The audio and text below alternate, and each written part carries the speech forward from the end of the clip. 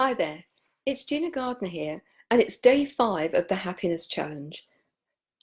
Today I'm going to talk to you about a theme which is very, very close to my heart, and that is learning to be your own best friend. Now, what do I mean by that? Well, every relationship that we have is a reflection of the relationship we have with ourselves. So if we're not happy in our own skin, then that has an impact on all of our relationships and also on our day-to-day sense of happiness and who we are and how things are going. So I urge you to think about the relationship you have with yourself. And if that relationship with you is not as positive or as loving as it might be, one of the best measures is to think about, how do you treat a really good friend? How do you speak to them? How do you nurture and look after that friendship?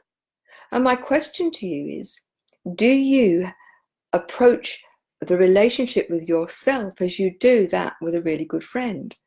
And most of us don't. Most of us will, when something goes wrong, we'll talk to a friend and we'll tell them and we'll let it go. But if we do something wrong, that nag, that voice in our head goes on and on and on. That critical voice, being really, really destructive. Now, I'm not talking about letting yourself off the hook, but I am saying, if you think about how you would treat a really, really valued person in your life, then why wouldn't you treat yourself in exactly the same way?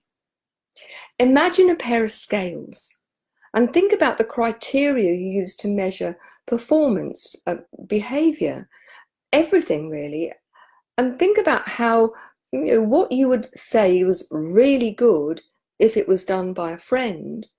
Would you say it was really good if you'd done it, or it would be quite good?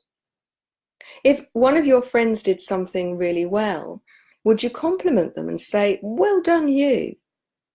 Would you say the same to yourself, or is it never quite good enough? Would you look after a friend, their health, make sure they were eating well, getting plenty of exercise and sleep, if you were encouraging them to be healthy? What do you do for yourself? What I'm suggesting to you is that you have the same rules for you as you do for other people. That if you value something that somebody else will have done, then if you've done the same thing, that you value it to the same extent. That you truly start to love and nurture and look after yourself. Do you put other people before you put yourself? Are their priorities more important than yours? How often do you practice self-care? If you can't answer that you do that regularly, that there is a real sense of fairness between how you treat yourself and how you treat others, then it's time, I think, to give it some real thought. Because it's very difficult to feel happy if you don't feel comfortable in your own skin. If you don't actually like yourself, if you don't value who you are. Happiness comes from having a really good, strong sense of self-worth that can actually manage to stay constant even when life is tricky. So think about yourself. If I asked you to tell me 5 things that you like about yourself, how easy would you find that? If I asked you to find 5 things that you didn't like about yourself, would you find that easier? And my experience from working with thousands of people is that more often than not, we find it much easier to find the things we don't like about ourselves rather than those that we do. And yet, when we're talking about a really good friend, we see all of their strengths, we see all of their good bits, and we minimize the things that are not so good. And so I'd really urge you to think about, what do you think constitutes a really good friend? Make a list. Sit down and really think about all of the attributes that make a good friend. How they treat you, how they think about what you do and value what you do. Whether they give you a sense of being better than you are.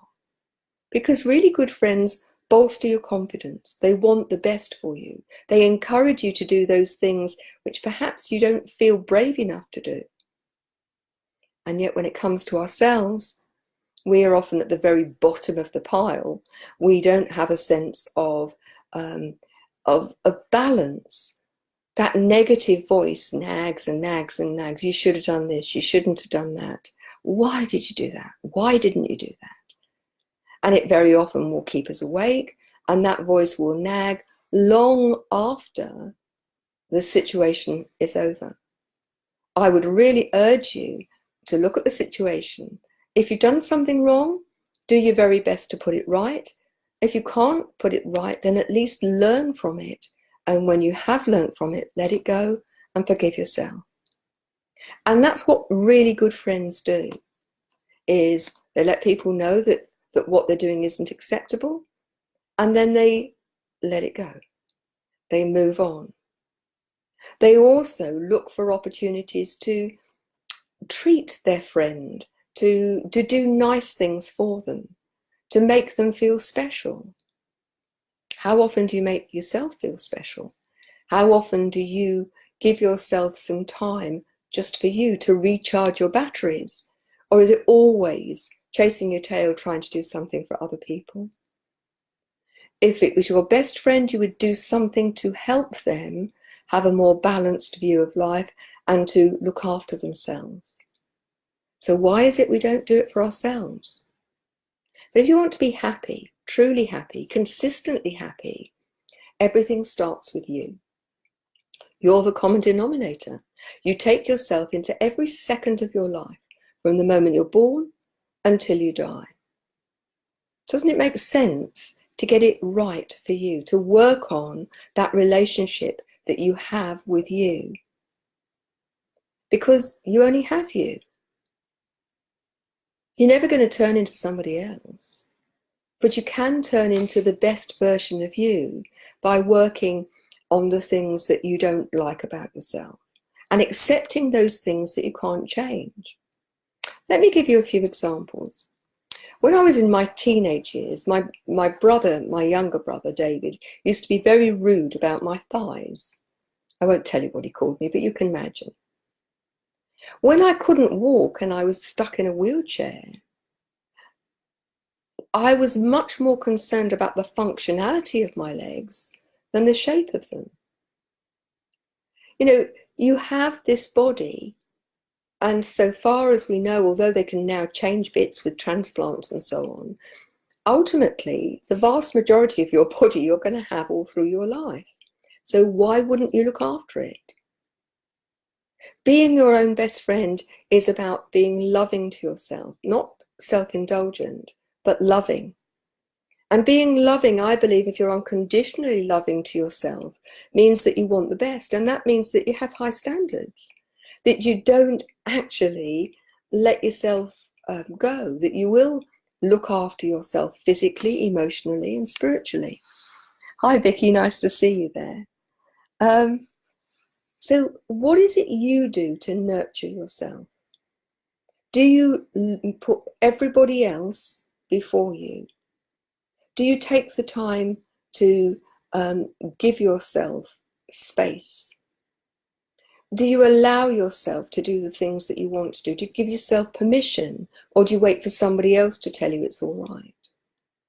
Because I'm sure when you're talking about a really good friend, and I think we need to define what makes a really good friend, not an acquaintance, not somebody who, when things get tough, is going to disappear, but somebody who's truly there for you. What makes them that really valued friend? Because when you know that, then you can start to give it to yourself. And you truly do deserve it. Because if you don't give it to yourself, then other people will begin to think very quickly that it's all right for them not to do it. And it's, for me, it's the basis of how relationships can go so wrong so quickly. And if you're someone who's had relationship after relationship that's gone wrong, it's really important that you don't look at the other relationship, you look at you and your relationship with you. Because if you have a great relationship with you, you won't let other people treat you badly because you know you don't deserve it. What you'll do is very early on in the relationship, you'll either say, hang on a minute, that's not appropriate, that's not acceptable, or you'll walk away from the relationship. But if you think it's okay, then you will let that go on. If you think you don't deserve anything better, then you will allow that behavior to carry on. And then it's very difficult to feel happy. Happiness is a choice. But you can make that choice so much easier to achieve by the way in which you operate within your own life. Everything you do is a choice, remember. Even not choosing is a choice. And every choice has consequences, and often it's the not choosing and letting things go on that has the most disastrous consequences. So do things actively. Be mindful about the way you're thinking. And I'm really urging you to start thinking about yourself as your very best friend, the friend who will see you through this life.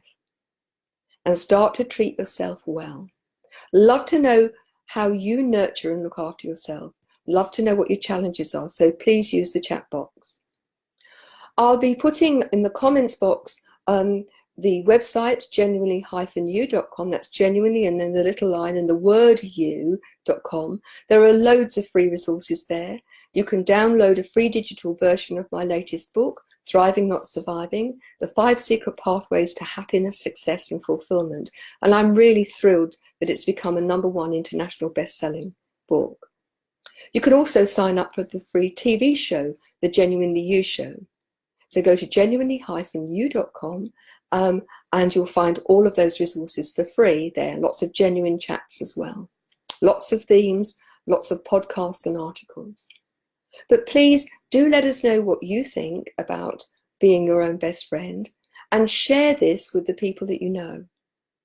I think it's very sad that we in the Western world are not happy as people in much less privileged circumstances.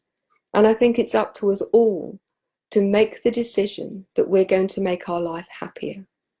And in order to do that, being your own best friend is a great way to enrich your life and make it easy to be happy more of the time. I look forward to seeing you on the next days of the challenge, day 6. And remember, at the website genuinely-you.com, there's lots of resources. So thanks for joining me. Please share, and I look forward to seeing you again. Bye now.